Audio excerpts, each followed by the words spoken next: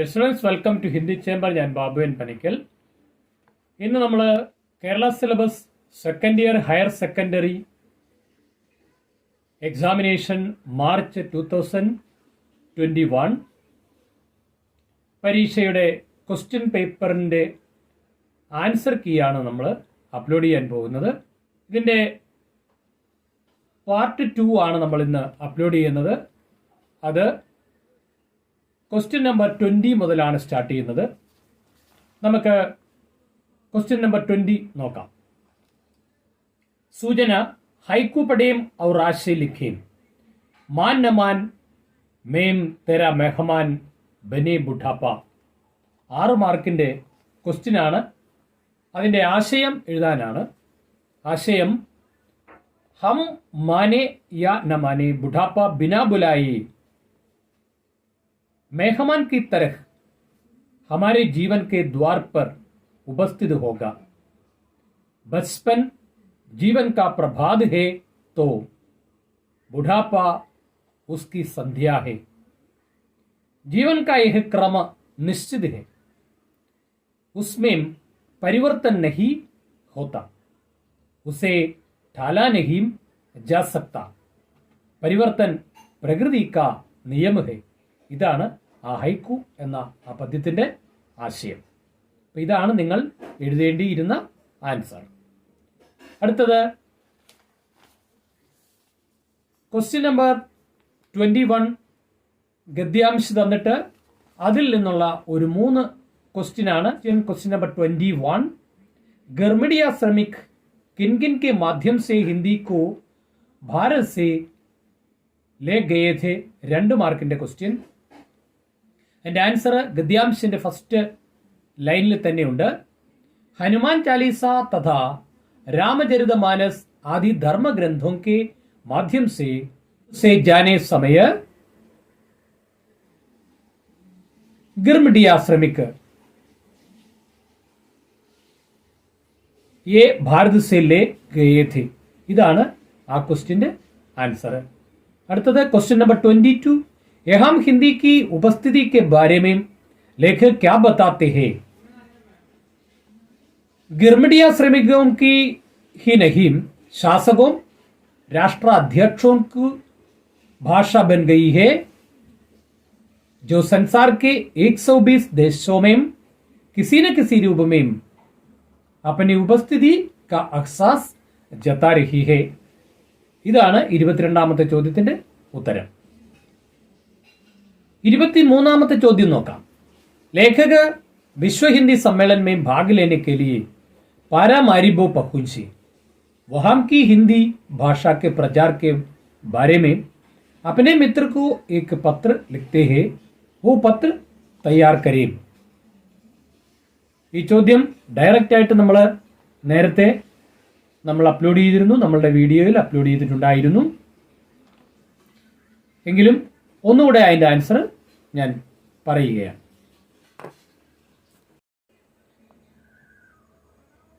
Question number 23 എന്ന് എഴുതിയിട്ട് നിങ്ങൾ പേജിൻ്റെ വലതുവശം മുകളിലായിട്ട് സ്ഥാൻ, താരീഖ്, അത് കഴിഞ്ഞ് ഒരു ലൈൻ വിട്ട് ലെഫ്റ്റ് സൈഡിൽ പ്രിയ മിത്ര എന്ന് എഴുതുക.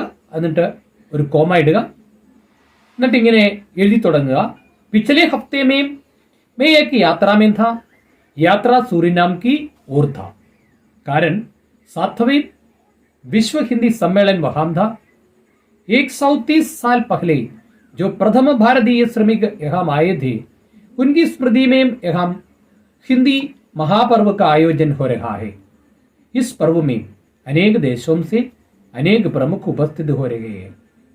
लगभग 4.5 लाख आदमी आबादी वाले इस देश में 37% लोग भारतीय के मूल के हैं.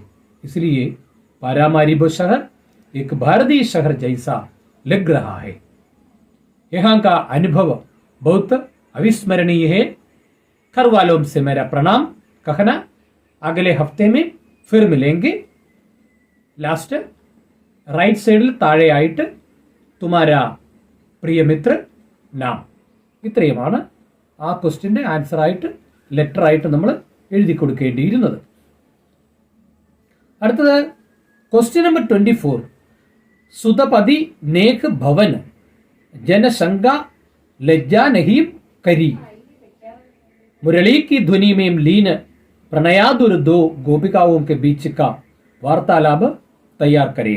ആ ക്വസ്റ്റ്യന്റെ ആൻസർ നമ്മൾ ഇങ്ങനെയാണ് എഴുതേണ്ടിയിരുന്നത്. രണ്ട് ഗോപികമാർ തമ്മിലുള്ള സംസാരമാണ്. പഹലി ഗോപിക, री सखी सुने तो यह मुरलीनाद कितना मधुर है, यह पीयूष वर्षा के समान कानों में पड़ती है. दूसरी गोपिका, जानती नहीं कान वृंदावन में गायम चराते हुए मुरली वादन करते हैं.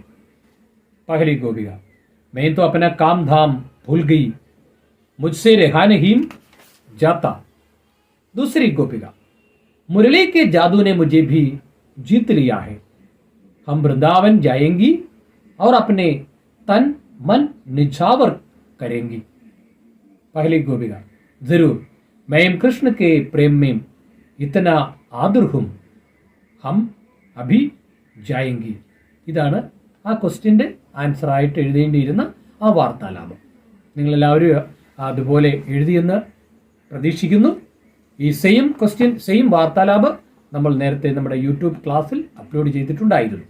അടുത്തത് സൂചന 25 से 29 तक के प्रश्नों के उत्तर കോസ്റ്റർ से चुनकर लिखिയെന്നാണ്. 25 മുതൽ 29 വരെ ചോദ്യങ്ങളുടെ ഉത്തരം ബ്രാക്കറ്റിൽ നിന്ന് തിരഞ്ഞെടുത്ത് എഴുതുക എന്നാണ്. मेरे भारतवासियों, 25ാമത്തെ ക്വസ്റ്റ്യൻ, मेरे भारतवासियों किसका भाषण है? ഉത്തരം നെഹ്റുജി ക എന്നുള്ളതാണ്. 26ാമത്തേത്, दुधिये दांतों को दिखाने के लिए यशोदा ने किसको बुलाया? ഉത്തരം നന്ദ് को എന്നുള്ളതാണ്. क्वेश्चन नंबर 27, आत्मी का चेहरा किस विधा की रचना है? ആത്മീ का चेहरा നമ്മുടെ ഫോക്കസ് ഏരിയയിലുള്ളതല്ല, എങ്കിലും അത് കവിത എന്നാണ് അതിന്റെ ആൻസർ. भड़का हुआ पीर क्या देखकर दूसरों की सहायता करता है? അതും ഫോക്കസ് ഏരിയയിലുള്ളതല്ല, എങ്കിലും അതിന്റെ ഉത്തരം പറഞ്ഞേക്കാം, പാനി എന്നാണ് ഉത്തരം. क्वेश्चन नंबर 29, ഇഷ്ടദേവ് का ഇഷ്ട നൈവേദ്യ क्या है? അതും ഫോക്കസ് ഏരിയയിലുള്ളതല്ല, ഉത്തരം ഇതാണ്, കുമുദ് ഫൂൽ എന്നാണ്. പക്ഷേ ഈ ഷോർട്ട് ക്വസ്റ്റ്യൻസ് പറഞ്ഞ കൂട്ടത്തിൽ ഈ ഷോർട്ട് ക്വസ്റ്റ്യൻസ് എല്ലാം നമ്മൾ നേരത്തെ അപ്ലോഡ് ചെയ്തിട്ടുണ്ടായിരുന്നു. അടുത്തത് ക്വസ്റ്റ്യൻ നമ്പർ 30 നോക്കാം. സഹി മിലാൻ കരീം. സഹി മിലാൻ കരീം കുറേ വേഴ്സുകളെല്ലാം, ഒരു 10-15 വേഴ്സുകൾ നമ്മൾ യൂട്യൂബ് ക്ലാസ്സിൽ അപ്ലോഡ് ചെയ്തിരുന്നു. ആ തന്നിരിക്കുന്നതിൽ നിന്നാണ് ഇത് ചോദിച്ചിരിക്കുന്നത് എന്ന ഒരു കാര്യം സന്തോഷത്തോടു കൂടി ഞങ്ങൾ നിങ്ങളെ അറിയിക്കുകയാണ്. അഡ്വാൻസ്, പേശഗി, വൈറസ്, വിഷാണു, പാറ്റേൺ, പ്രതിമാൻ, സസ്,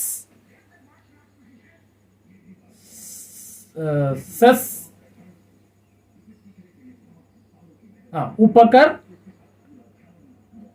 कॉपीराइट, सर्वाधिकार, एनर्जी, ऊर्जा, रेशियो,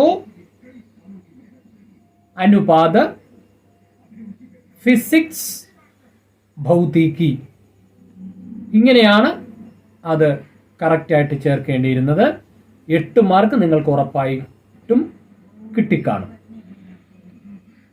അടുത്തത് നമുക്ക് ക്വസ്റ്റ്യൻ നമ്പർ 31 നോക്കാം. दोस्ती मानव जीवन का अभिन्न अंग है, सच्ची दोस्ती के बारे में एक लेख तैयार करें. ഇത് നമ്മൾ നേരത്തെ തന്നിരുന്നു. അതിന്റെ ഉത്തരമായിട്ട് എഴുതേണ്ടത്, सबसे श्रेष्ठ गीतकार आनंद बख्शी की लोकप्रिय गीतों में एक है शोले फिल्म का ये दोस्ती. इसका संगीतकार R.D. बर्मन और पार्श्व गायक किशोर कुमार और मन्ना डे है. जीवन में सच्ची दोस्ती कैसी होनी चाहिए, यह गीत में बताया गया है. इसकी अनुगूंज वर्षों तक लोगों के कानों में होती रहेगी. दम तोड़े तो भी न छोड़ेंगे, न छोड़ने वाली दोस्ती. इस दोस्ती को बनाए रखने के लिए जान पर खेलने को भी दोनों मित्र तैयार है.